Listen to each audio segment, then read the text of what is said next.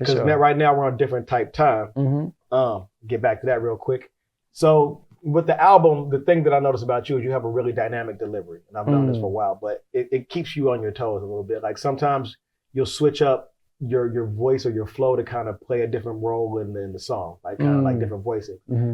And it tricked me because at one point, like sometimes you have these interludes, like field recordings of other people rapping, floating into songs. Yeah. So the first one I heard, I was like, is that Cav? And then I started noticing like, oh no, these are just different MCs. Yeah. My question is about the field recordings themselves. Like, how do they tie into the theme, and who are the people?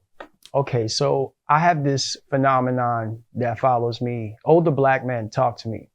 You know, I don't know if it's where I live, but it doesn't just happen in the city I reside. And it happens so much that I really pay attention to those moments because there are a lot of gems. And I think, just personally, I have a reverence when I run into older black men because I'm like, yo, you here? You made it. You know what I'm saying? After a certain age, I'm like, yeah, you made it. That means you survived a bunch of things, depending on what age group you're in. You were a teenager in the 60s. That means you really survived some things, right? So I listen to these older black men and I record them a lot. And pretty much a lot of the projects I made since Lemonade, you hear these recordings. Yeah. So people think that they're like downloaded recordings, which is really popular too with producers to find, found recordings, right?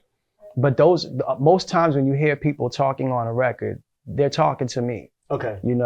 Death Tape, Lemonade, Private Stock, Different Type Time. So part of the Different Type Time journey was me just getting my mind right, honestly, at that part of the pandemic. And it didn't all start with recording music. Some of it was now me exploring, taking some photos and doing things that stepped outside of my comfort zone.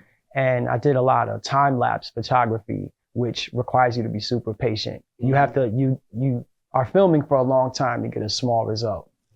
And in doing so, I would go city to city. And in one day, particularly, I had a long layover in Detroit en route to Dallas. And both of the recordings you hear on Different Type Time of these men happened on that one day. When I got to Detroit, this brother stopped to talk to me and he was making, I guess small talk. And then in the conversation, he mentioned, most people don't talk to me because, they see me, they know I'm homeless. And I was like, I didn't even know you were homeless, So we just started chopping it up. And that's when he was like, you mind if I share something with you real quick? I thought he was going to sing. And this was just unprovoked. Like he didn't see you filming a video. Well, he saw my collaborator doing an architectural time lapse. So he walked past, he was like, we built all that. And I was like, what you mean? He's like, the ancient Egyptians. So he went there with it. And I was like, oh yeah, I already know, so I could go there. So we went there and just started chopping it up. And that's when he mentioned, he invited me to come see him sing at the church. And I was like, well, I don't live here. We on our way to the airport. We just taking pictures.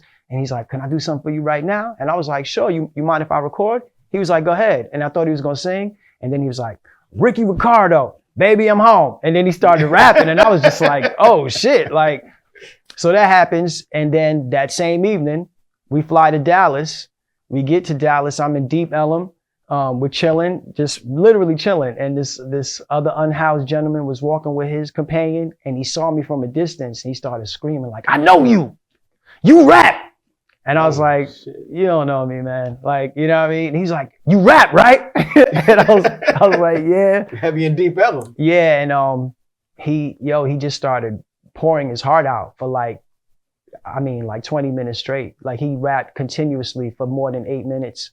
And people started filming, but it was really clear he was talking specifically to me. And it wasn't, you listen to the record, he's rapping about hardship in his life. Yeah. He's telling his story.